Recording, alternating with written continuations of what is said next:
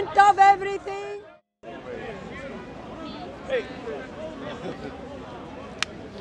Wassalamu alaikum. Good Muslim boy here. Got to spread the deen and have a little chat, but I don't know what about. I don't know anything about Syria. For the first time, I'm his Muslim boy. For the first time. Quite so long.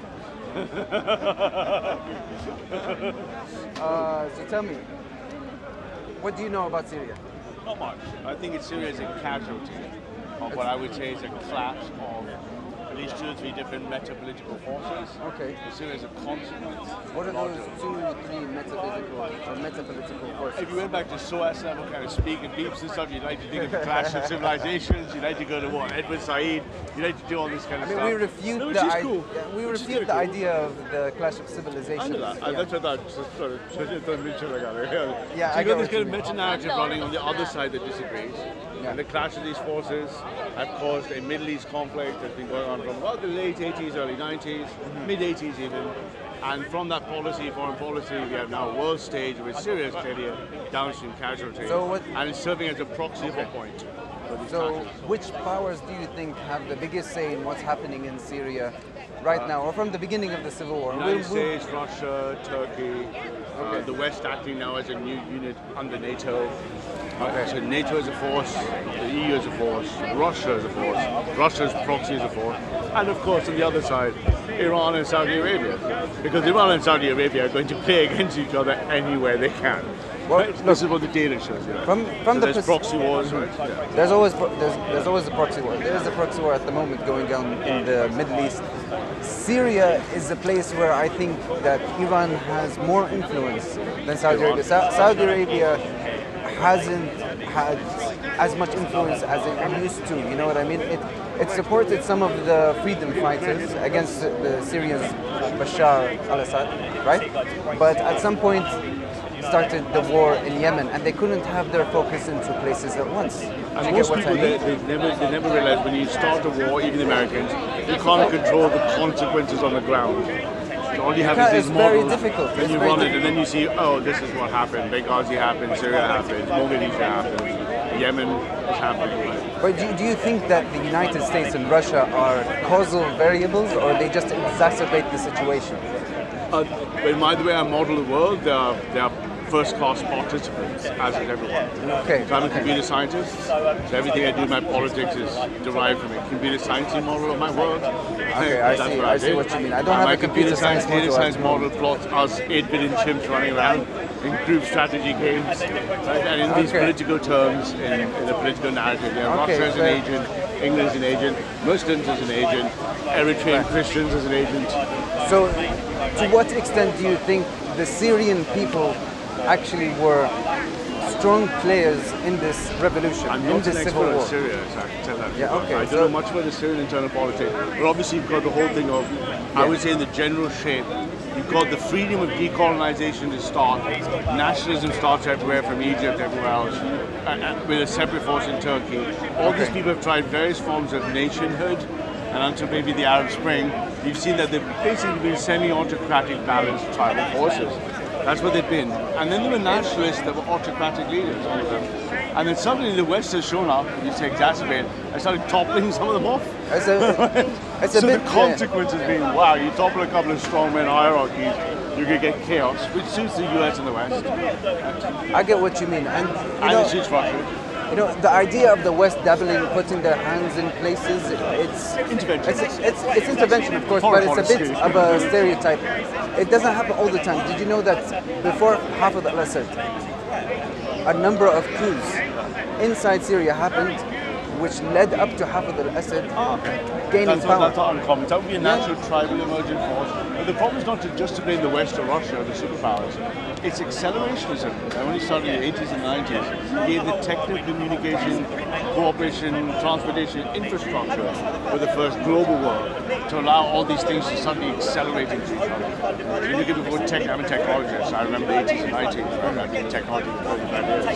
So I remember the internet, these things, the communication, mobile phones, have accelerated this complex. Of course, it makes the world more interconnected. Looking at each other going, hey. Yeah, it reduces the speed and time by which information is spread from one place to the other. So if you imagine the model for the West is the world is out of control, but here's our stabilization levers. And like you said, there is a nation-building process, and that the nation at the moment in Syria, at least the Syrian regime, the Assad regime, it's built upon the Ba'ath state. Correct. The Ba'ath state, right? Ba'ath state, that's people. And you can see in some videos there are some state institutions, schools, right, where before the students actually start learning, they give a salute to Bashar al-Assad, Hafid al-Assad, and they say the national anthem. You know, this is all a form of indoctrination, right? Where it gets a group of Turkey was the most secular from Ataturk, tried to secularize Islam into a modern Islamic secular kind of democracy. But right now we can see the rise of political Islam in Turkey with the all forces under the second law of Thermodynamics, all forces eventually moved to their endpoints. The left tried to go more left and the right tried to go more right. Turkey is doomed to fall to right-wing conservative Muslim views. Of course, Islam is bigger than Turkey. Yeah, of course. Much bigger than Turkey. But at the moment you can see that a lot of elements of secularism are still prevalent in Turkey, right? But we can see that Islamic That's why politics... the Arab Spring was so disappointing. You would have thought, Let's not call it the Arab Spring, because the Arab Spring, like, it implies that there was a summer, right? No, from the other side there was a hope that there might have been even a populist rising that would have materialized in something of benefit to the people. Yeah, so that's why we say Arab Uprising is not Arab Spring, because Arab Spring implies that there was a beneficial outcome at the end. It was hope for an Arab Spring, it didn't have it. It was, let's say a hope for Arab Spring, and at the end of the day, like, more instability occurred rather than stability. Do you get what I mean? Like, and look at Syria right now. The degree of instability that is happening is absolutely outrageous. It's officially a war zone. The Syrian state can't conduct any foreign policies because when it's in a state of war, it's focused way too much. The Russian side were ruthless. They destroyed things like infrastructure, learning from the Israelis. They destroyed things like school records, house records. So it's going to take a long time to actually rebuild because you lost all your legal sorts of claims. But they've done some horrible things in Syria, not just kill people. They've done infrastructure reduction. There's a lot of infrastructure done by damage. our good friends in Israel. That's 100% true.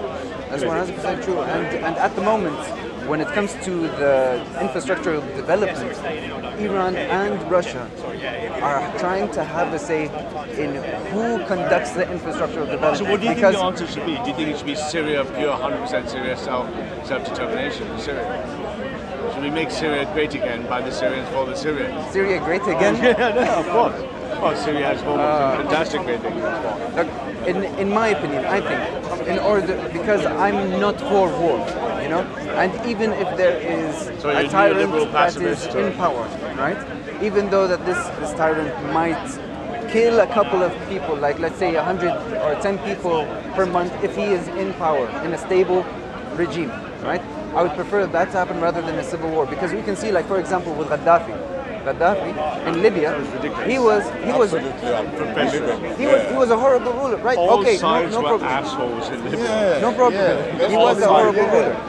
Even my beloved CIA were assholes. Huge asshole. They allowed the Muslim Brotherhood to come into Syria. Is that what happened? I'll explain. So, no, I'm asking, is that what happened? I don't know.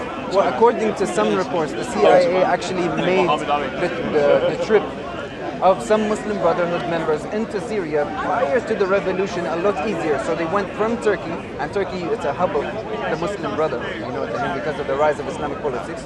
And they went into Syria, right? They went into Syria, and if you look at the records, the protests always happened after Friday, or on a Friday. And what happens on a Friday? Salat al-Jum'ah. Friday prayers, right? Absolutely. So an imam comes up on the minbar, right, or on the pulpit, and he gives an overtly political... tragedy from the other side. Tell me the strategy. Tragedy from the other side. You'll enjoy this. The tragedy from the other side. Do you know what the most segregated hour in the United States is? Segregated? Hour of the day in the United States. Church time on a Sunday, where white and black people, out of pure self-association, go to separate churches, who both claim they're Christians. Yeah, I get what you mean. I mean, that is a huge problem. Look at it that way. Yeah. Utter sadness of both these people saying the grace of God. There's always a segregation, but not to move away like from the topic, right? These imams would give overtly political sermons, right? And they would tell the people, this guy is a tyrant. Bashar al-Assad is a tyrant. Go and revolt against him. They are militant, right? Islamic, military, industrial jihadis using communication. We're going to go down with all the others on the grass bit. Are you coming? I'll come join you. I'm just in the middle of this thingy. I would like to do that. Take your time. Go away. Okay. Let's say. So basically, So basically, they would rally people up incite that anger, and there's of course pre-existing grievances that they tap into. But now you see, where's that war? That war is inside the space. It's the hearts and minds of young Muslims on the internet and social media. So it's in a lot of different places. Yeah, this political message is not slow anymore. It's not like school, SOAS, down. I read the papers, I read books, I started building up my critical history. It's what I saw on Instagram. What was the place? And far-right radical Islam. I mean, it's admirable. They're really good at it. They can manipulate the internet very well. That's a way in which that they can get a lot of recruits. You get what I mean? Young Muslim minds. Yeah.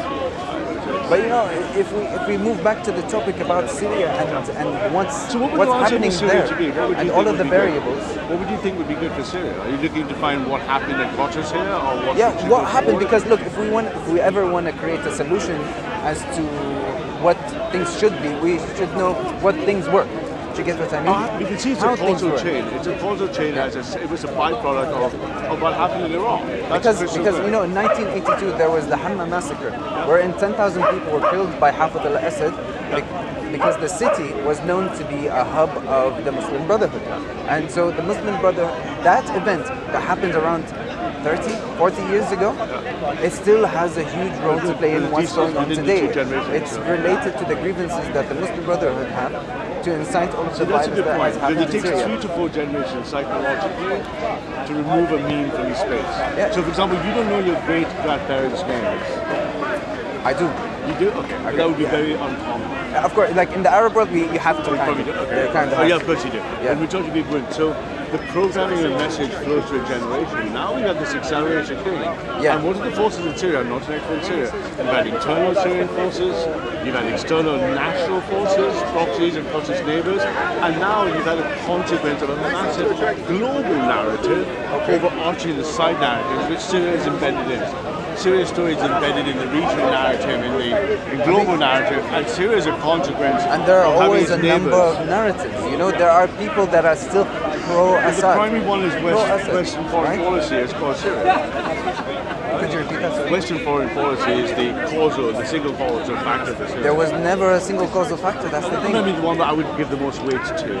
There's never one factor. The most weight, I believe, because America. In my humble opinion, it's always the grievances.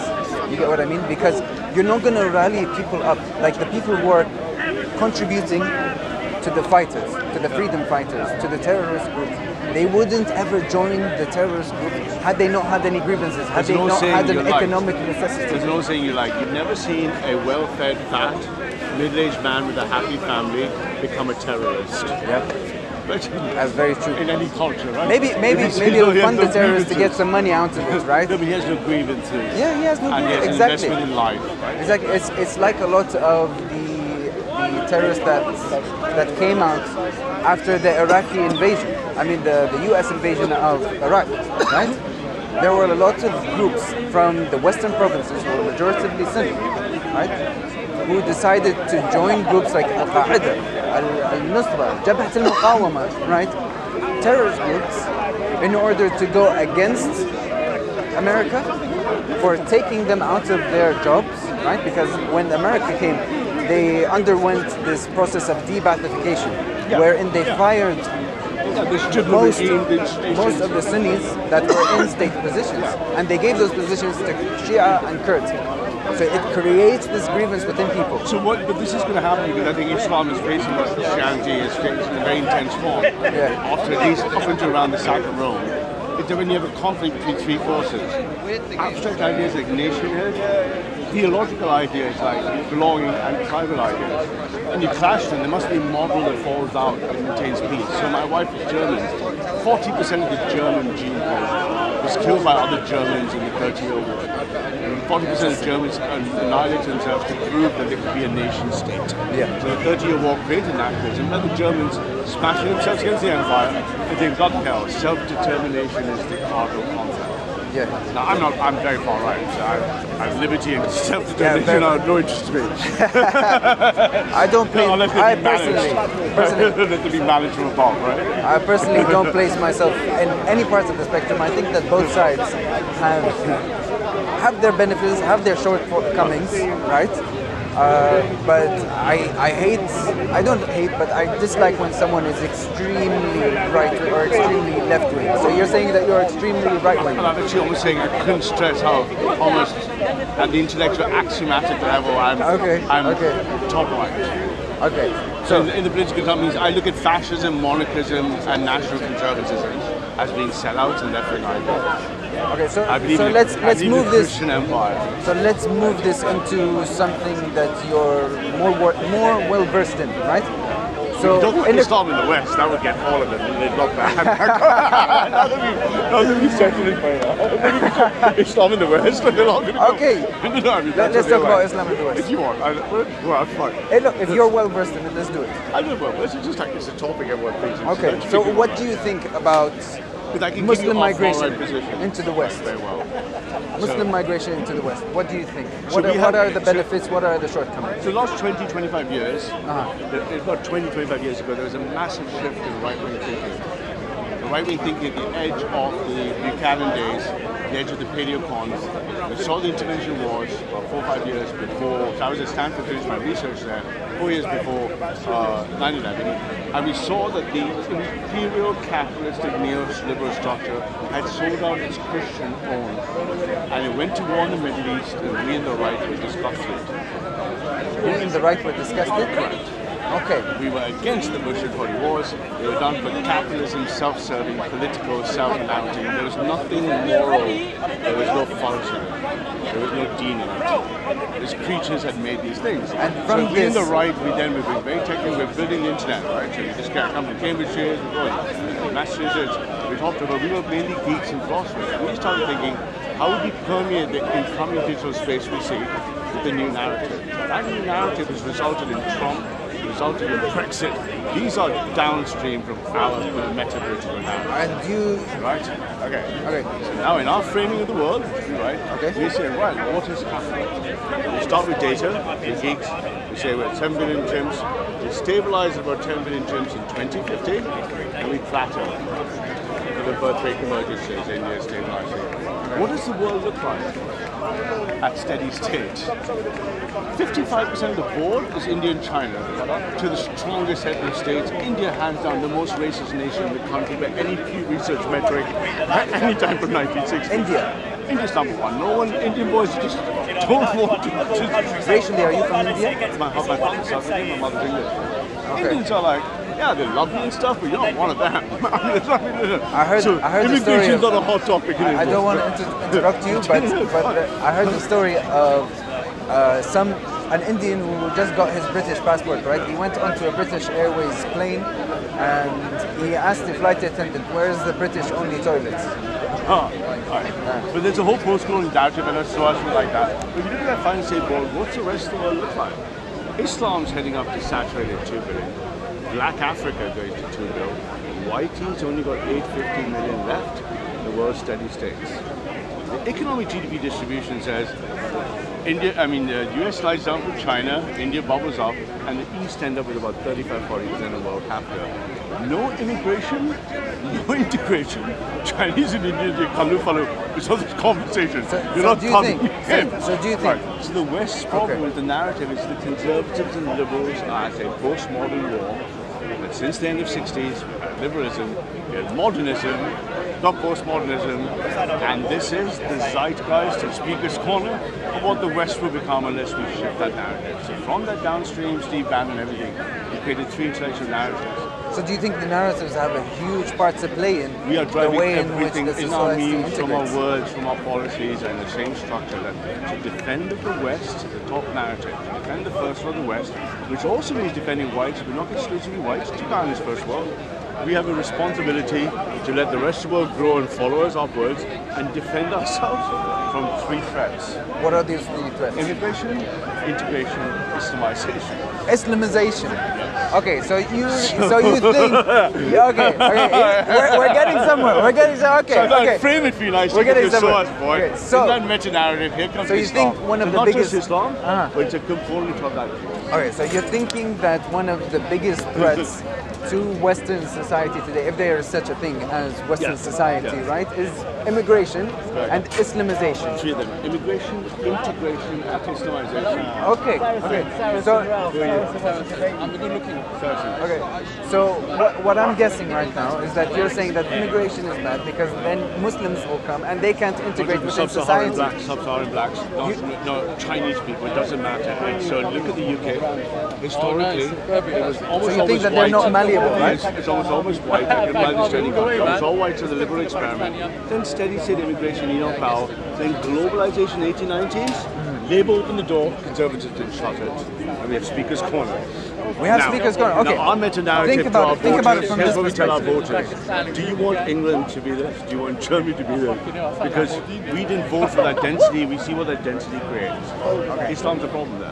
All right, keep into consideration, right? That even though you think that Islam is a sort of problem, right? Yeah, it is.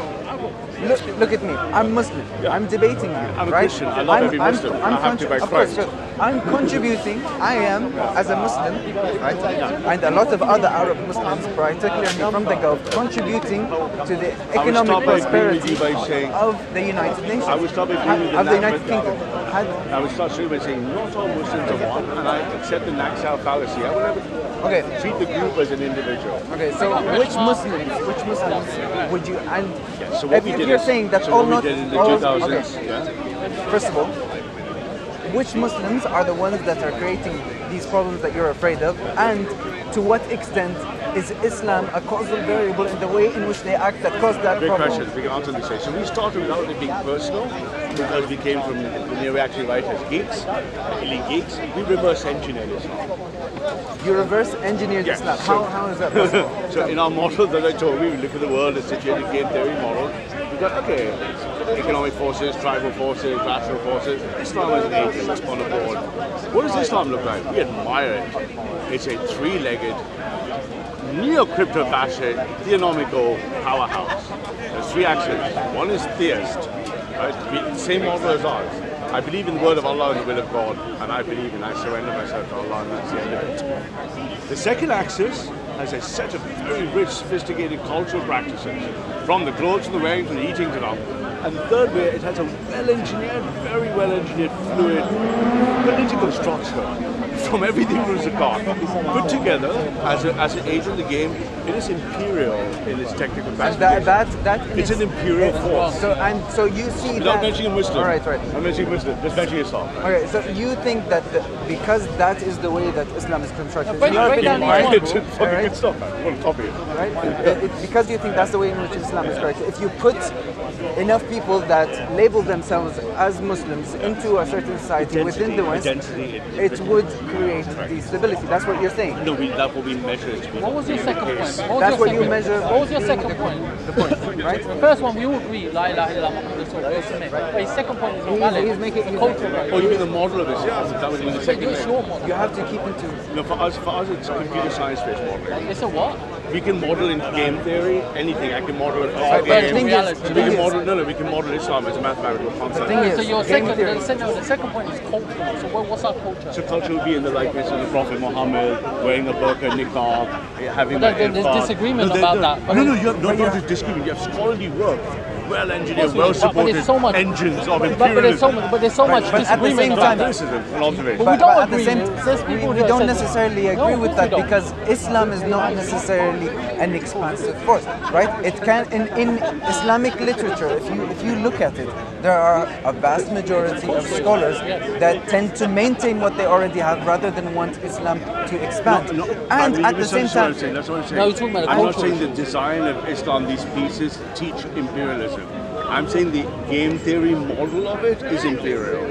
There's no hadith or but you're saying it's But I want to focus well. on his second cultural point because he's made 3 points. He said, but he's not. I think it's better. I think it's better to understand first of all what he's trying to say. Then we slowly deduct because I've heard him before. Deduct what he's. I haven't heard him before. Right? It'd be difficult. Okay, yeah, no, go on. I don't know. But the thing is, you have to keep into consideration in the game theory model, right? You're saying the game theory model, but the game theory model doesn't necessarily correlate to reality. You know what I mean? No, but we keep measuring data and feeding it back into the model. Right, but at the same time, it's a model that works on paper. But in reality, there are a lot of other factors that come into play. May well be, you know what I see, mean? we Like see for example, things. when it comes to the Muslim identity, it takes So many aspects. It manifests in many different aspects. You got the Shia, you got the Sunni, you got the differences in between. You got the Sufis, you got the Berbers, Muslim sister you got the Abadiyah. One has a coverage, the other two haven't. Yeah, but look at me. Look at me. I'm a Muslim. He's a Muslim. Right? He's not just so the way in which you're proposing, that Islam has an effect on Western society in game theory is not necessarily correlated to society. I'm not trying to tell you something.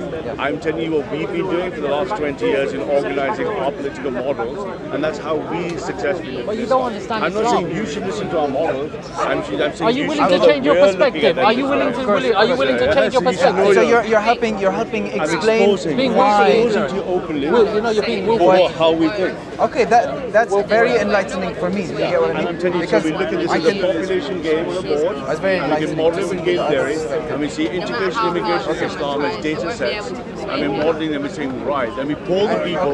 So before the Brexit EU party was out, 62% of people in... He's just explaining how the ultra-right wing think about Islam. Something worth knowing. So I can appreciate that, and I thank you for it because it helps me understand better how a lot of right-wing theorists, politicians think about I'm Islam. on the deep theory level, right? Right. I'm on the thinking side of the game. Yeah, I get what you mean. But you know, there's always we've done the more same to often than Marx, not, we've done the there's same to always an Hegel. intellectual background behind a lot of right-wing politicians, right-wing Also, that's what thinkers. we we are very technical. We are ultra technical, right? So, but do you believe that this necessarily bears positive outcomes? The downstream metapolitical consequences is our work. Okay. We are the ones that we trace the memes in, and that's the new right. So the government department, the government UK, last month just published a bunch of reports trying to understand and analyze it. 40% of intelligence services are looking at us. What do you think the downfalls of this model is? We have a goal that we wish to achieve politically, so to avoid a military violent solution. We would like peace to achieve our goals. We know what our goals are. We'd like to do it electorally. We are fighting a force, and let me give you the demonstration of force. I live in data. Do you know how many seats of the Houses of Parliament require an immigrant vote? How many seats in the The parliament 650 require? seats. How many require an immigrant vote to win? Of 650. 129. Okay, and Now you let's view look that at as a a young problem. Muslim boy who's coming. He's a British Muslim as again, he came here in fine. He's the Muslim Labour MP candidate in Boris Johnson's own constituency. In the last 5 years, he's slashed his lead by 50% by just demographics. When you look at the data model, everything that goes to 32% falls to Labour. So we have a demographic timeline. But don't you think in the very beginning that policy was created in order to get the new immigrants to begin participating in politics? You get what I mean? People do not Because it's involved. necessary. Like if there is an influx of immigration, then necessarily, if we want to look at it from a moralistic perspective, they have to be integrated within the political structure in order to be represented adequately. So I have many Muslim friends, people don't seem to believe it from all the YouTube comment threads. And my sister's best friend's a Muslim all her life. I've had it thought. I can argue what's wrong with Islam and have an intellectual argument just about what is. So if you wanted to coexist in game theory world, what is the win-win outcome? How do Muslims live in the West with peace, and how does the West let the Islam world live in peace? That would be a win-win scenario. It would be a win-win scenario, but can I interrupt you just for 1 second, just to make two points? First of Talk a all, lot, but just keep it topic. did I interrupt you?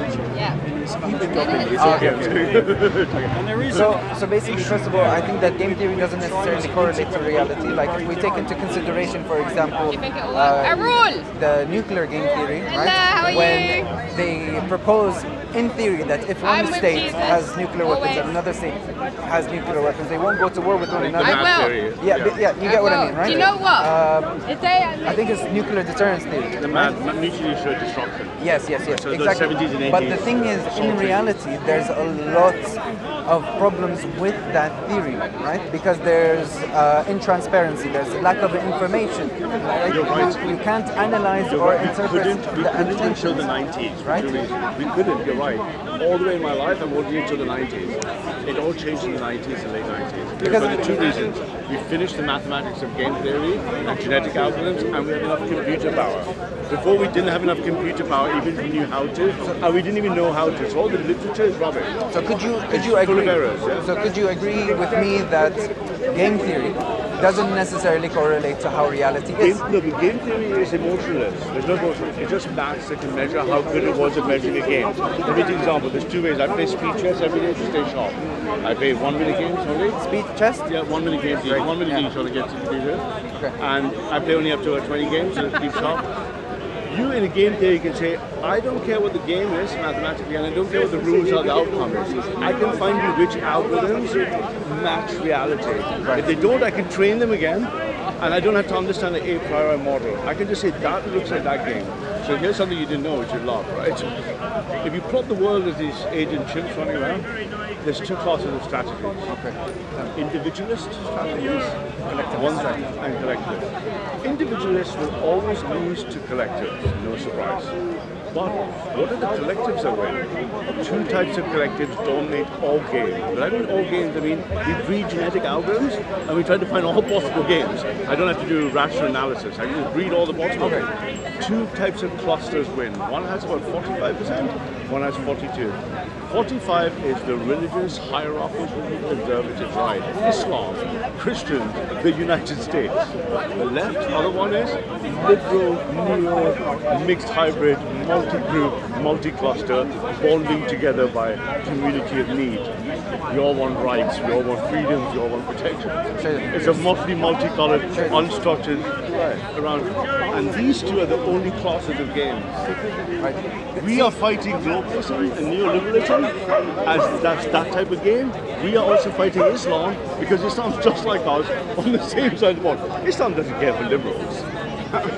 I mean, to an extent, unless they help support our right to practice our own religion, then there is a degree of care, right? But I mean, Islam's not liberal. Islam, yes, but just because we're ideologically different doesn't necessarily mean we cannot coexist.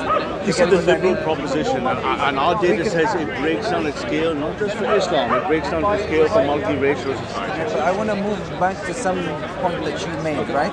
Because it seems as if you have dichotomized the world into two sets of game theory, right? But my problem is, and you made this point earlier, that in game theory it doesn't take into account emotion. Nothing. It's just breeding numbers. It's breeding numbers, but the thing is, when it comes to humans like us, right? Emotions have a huge role to play factor all in the the way emotions into economic theory. But you like economics and just mathematics, economics. All the emotions result in your transaction. You would have thought about everything. So you would say that you can capture emotions through an economic framework. I say I don't care about them. They must result in behaviors. See, the thing is, motives to be, whatever they were, you thought and felt as an eternal set of being, it manifested itself when it left you as a transaction. See, the problem is, I don't need to understand your behavior. I'll give you a great example. So I was the chief tech officer for ASOS before I started my startup. You know ASOS, the fashion company? ASOS, yes, I heard about it. 4 billion in sales, 35 ticks a second, millennials buying clothes. Non-stop global. Non-stop, okay. But so on one Friday, okay, we suddenly sold 125,000 leather chokes. There's no model like you're saying, I agree with you, that could have ever predicted this thing. But the machine found out what it was. Right, but right now you're taking into consideration something that's happening in the economy, right? When it comes to buying products. But what we're talking about, right, it of course has economic aspect, but it is predominantly political. It's about immigration, it's about mobilization of people, right? And when we look at it, mobilization of people, like when they protest, when they go out against a certain system, emotions have a huge role to play in it. Because when it comes to specific political leaders, Even the far many electorate would like to political manipulate. yeah, one second. Like, of course, there's always someone trying to manipulate, right? But people, they are many times submissive to their leader, and their leader, he tries to incite certain emotions within them, the emotions of anger, hope, belief, and channeling those emotions into certain objects can cause them to do certain things that are against their interest, against for the political leader's interest, against their physical interest. Like, for example, you can see that in Iran, a lot of people, because of the way that Khomeini was able to kind of channel, distribute, and manipulate their emotions, right? They were willing to die for a revolution. They were willing to starve for a revolution. You get what I mean? My problem with game theory is that because it assumes rationality, it wouldn't be. That's the beauty, it doesn't.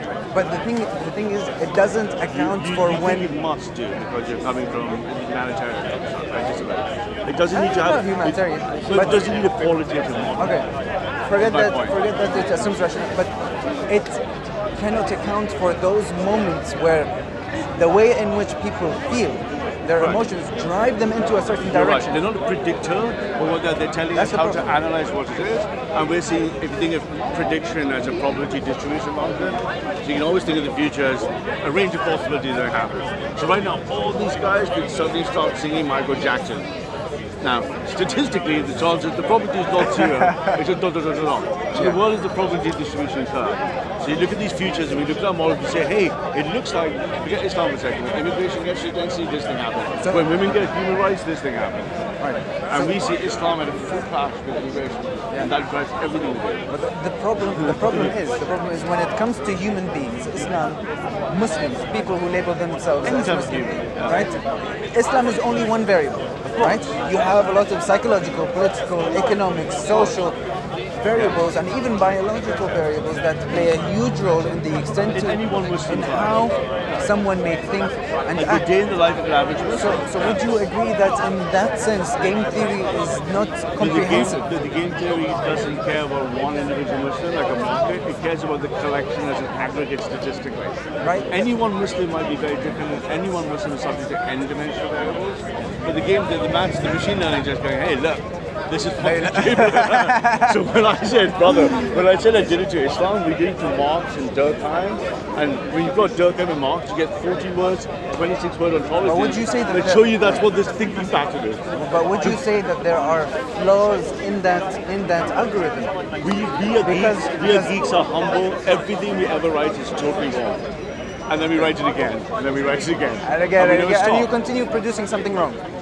Constantly progressive refinement is the forest, the dean. Right? But would you say that the future of this algorithm creation would be trying to integrate some sort of framework that can account for emotional dispositions or even political or psychological variables? Well, we believe in art. So I'm a scientific realist into the philosophy of science engineer. So I sit in the bottom left.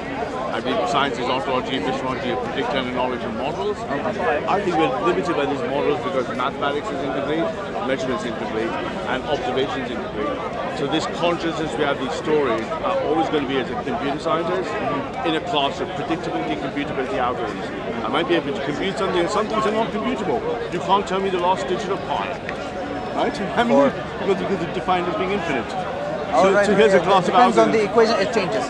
On the raw, pure mathematics, some things are predictable, computer, and deterministic. So I'm dealing constantly with the unknown. I'm just saying the machines allow me to put them into buckets going, hey, so I don't know which guy might shout Allahu Akbar and drive everything off the bridge. But I know it's not going to be a Chinese guy statistically. Yes. It's as likely as these guys to be Michael Jackson. How don't you know? You know the Uyghurs? The Uyghurs from China, they most likely... But see, I'm a Christian as well, but I'm compelled by Christ, even if I don't like it, to love every one of you. Some of you I don't want to love, not Muslims, just people. Just people, not you. Some people I just don't want to love. You know, I'm compelled by my dean to just love them because it's a fucking popcorn me, right? But I want peace, right? For me, it's the same thing, and I take pleasure in respecting other people when it comes to their different views, and also trying to an extent to have a civilized conversation. I'd like to talk again, man. I want to talk again. I'd love to be able to just to warm yourself and stuff. Leon's got his material, the far left waiting. Okay. But just to conclude, can we agree that when it comes to these game theory algorithms, there's always room for refinement, and it can produce some negative results in comparison to some... Better than that, we know we're constantly wrong and we're constantly error correcting. So we don't assume we're going to be judging right or wrong. We confess we're constantly wrong and improving. So today I give you a set of numbers and the guy says you're off by 26%. Shit, okay, tomorrow I give you another one that's 0.3, other way it's 0.7. Could you have gotten it completely wrong that Islam is actually not that big of a threat? The entire top level narrative could be wrong and the bottom level foundational narrative could be wrong. So you're like Socrates, where you say, I know nothing. The only true knowledge is that you know nothing. Okay, I can appreciate that conclusion. Well, lovely speaking to you. Mustafa, how are you?